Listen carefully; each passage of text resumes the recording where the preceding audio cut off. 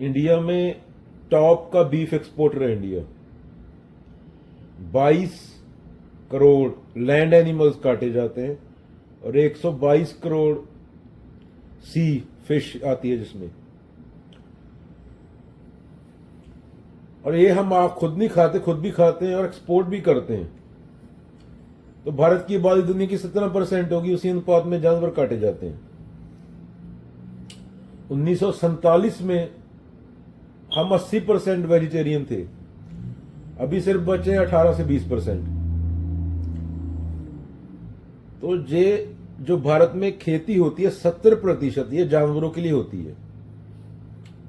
70% वो जानवर का बाद में मांस बेचा जाता है,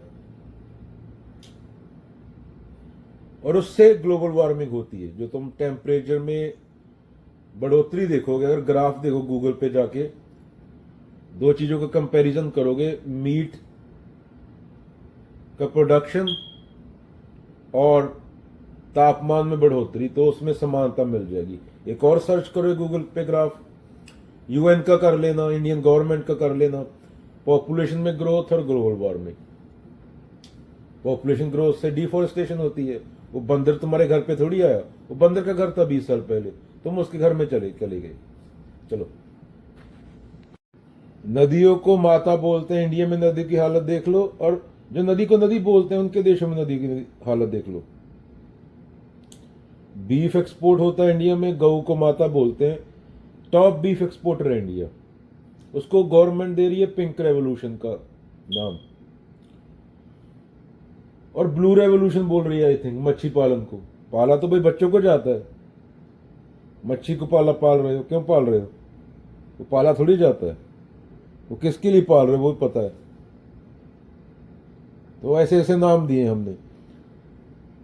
हम नॉन वेज बोलते हैं, फ्लैश ईटर नहीं बोलते। फ्लैश ईटर बोलेंगे तो चोट पहुंचेगी ना हमारी सभ्यता को, हमारे हम को, हमारे समाज को।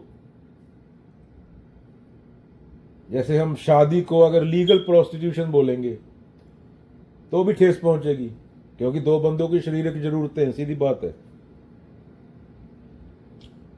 तो ऐसे ऐसे नाम दिए हुए हमने, अच्छे लगे। मीट कटता नहीं दिखाएंगे, कैसे स्लॉटर हाउस लेके नहीं जाएंगे बंदों को, वो अच्छे पैकेज में, उसके ऊपर हंस रहा जानवर, अंदर जानवर का मीट है, ऊपर हंसते हुए जानवर का कार्टून बनाया हुआ है। जानवर हंस रहा है, अंदर उसका अभी मेरा मीट डाल दो काट के मेरे को किसी लिफाफे में, ऊपर मेरी हंसते की फोटो लगा दो। मतलब ऐसे सभ्यक लोग हैं हम। और फिर उसी सब हवा में सांस लेते हैं, वहीं से पानी पीते हैं, फिर कैंसर हो जाता है, फिर मरते हैं तड़प तड़प के। जो जो बढ़ता जाएगा मरने वालों की संख्या बढ़ेगी। अभी जो भी सुन रहा है मेरे को, वो 2-3 दवाइयां लेता होगा दिन में। 90%, 10 में से 9 बंदे वो दवाई लेते हैं। उसका कारण क्या है? एस्थमा है, कोई सांस की बीमारी है, कोई घुटने की बीमारी है, कोई दिल की बीमारी है, कोई कैंसर हो गया। तो उसके पीछे के कारण डीप में जाओगे तो पता चल जाएगा, पर इतना डीप में कहाँ जाते हैं। हमें सिखाया गया 9 से 5 काम करो, वीक के 6 दिन, जेब में $1000 आ गया, इतना मेडिकल इंश्योरेंस भरो, इतना ये भरो, इतना ये भरो, और 60-65 साल में रिटायर हो जाओ। जो कि 30% जनता मर जाती है 65 साल तक। अगर जिंदा रहती है तो भी वो रिटायरमेंट के पैसे का कोई फायदा नहीं। वीक में 3 बार डॉक्टर के पास जाती है चेकअप करवाने को, कोई दूसरी बीमारी तो नहीं होगी। चलो तो ये सब चीजें जुड़ी होती है। तुम क्या लगता है ये प्लास्टिक तुम बैग लेके आते हो, ये इसको वो कर दिया जाता है क्या? प्लास्टिक के लैंडफिल में जाता है, वो माइक्रो प्लास्टिक बनता है, वो वापस तुम्हारी सांस में ही आता है, समुद्र में जाता है, मच्छी खाते हो तो तुम्हारे अंदर ही जाता है वो। चलो, पर हम समझे नहीं। चलो, 8 बिलियन आबादी है और 4 बिलियन जानवर कट रहे हैं। मतलब प्रकृति हमारे जिंदा होने की बहुत बड़ी कीमत अदा कर रही है। हर 2 इंसानों के पीछे एक जानवर आ रहा है, तो हमारे जिंदा होने की ये कीमत है। और वो जानवर कुदरती पैदा नहीं होते, मतलब पैदा किए जा रहे हैं, क्योंकि उनकी हमें जरूरत है, हमारे टेस्ट बर्ड्स को अच्छे लगते हैं। क्योंकि जो जानवर कुदरती पैदा होते हैं वो तो जितने कुदरत चाहती है उतने होते हैं। अभी 8 बिलियन शेर थोड़ी घूम रहा है या चीता। तो जो जानवर हमें अच्छे लगते हैं, अभी कुत्ते भी निर्यात करने लगे चाइना को, जिंदा कुत्ते जिंदा बिल्लियां, क्योंकि वो कुत्ते बिल्लियां खाते हैं लोग। इंडिया से बीफ एक्सपोर्टर तो टॉप है ही। तो फिर जब कोरोना जैसी बीमारी आती है तो चीखे मारते हो। ग्लेशियर पिघल रहे हैं, पेड़ नहीं रहे। अभी एक सिनेरियो लगा लो, दुनिया में कोई पेड़ नहीं बचा, इंसान बचेगा क्या? खाना खाओगे भाई, रेता थोड़ी खा लोगे मिट्टी उठा के नीचे से। तो जो तुम्हारे लंग्स हैं वो सामने पेड़ है उस पर लटक रहे हैं, वो है तो ऑक्सीजन मिल रहा है तुम्हें। स्पेस में जाके देखो ऑक्सीजन, एक एक एक ऊंचाई से ऊपर जाके देखो, जहाज में जाके तुम्हें फेंक दे एक ऊंचाई से ऊपर लेके जाके, वहां पे ऑक्सीजन नहीं है।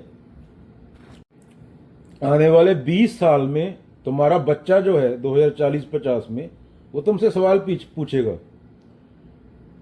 कि ऑक्सीजन सिलेंडर लेके घूमेगा वो सांस लेने के लिए।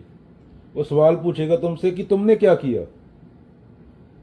कम से कम ऐसा कुछ करो कि तुम बोल पाओ कि बेटा मैं कर रहा था, पूरी दुनिया चुप थी, ये देख मैंने ये बोला था। और रवीश कुमार बोलता है ना, कई लड़ाइयां इसलिए नहीं लड़ी जाती कि जीती जाएं, वो सिर्फ इसलिए लड़ी जाती हैं कि कोई था जो खड़ा था, वो बताने के लिए।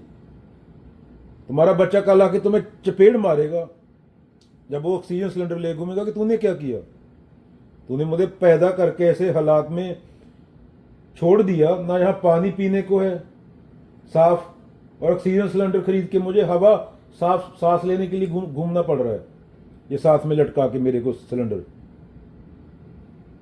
तो कम से कम एक संतुष्टि रहेगी, बोल सकोगे उसको कल कि ये देख मैंने बोला था, चाहे पूरी दुनिया उलट थी, मैं अकेला बोल रहा था।